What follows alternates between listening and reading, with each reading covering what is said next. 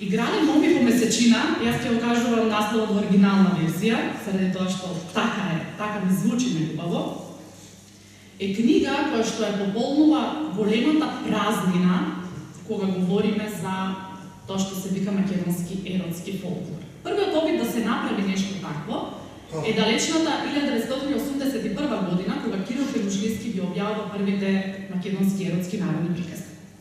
После тоа имаме индивидуални обиди за објавување на такви книги од авторитети како Блажа Ристевски, Боне Величковски, Никифор Смилевски и така натаму.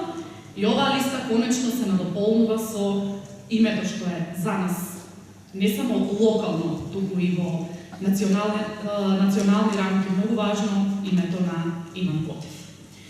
Скоро половина век Иван Котев ги снима, ги запишува, ги дешифрира еротските приказни, песни, анекдоти, пословици и гатанки.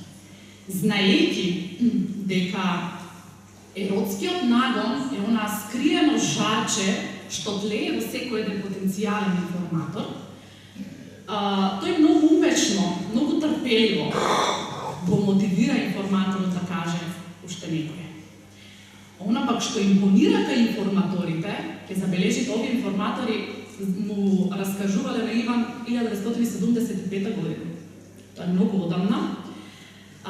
Импонира отвореноста на информаторот, неговата желба доследно да го пренесе тоа што го знае, без да скрадува од самата приказна анекдота, песна, како и да е, без да го премолчи она што е најесенцијално од самата творба. И всушност, од умешноста на информаторот, од неговото кажување, но и подготвеноста во целост да ја каже творбата, без да скрати или да премолчи нешто, зависи и квалитетот на кажањето.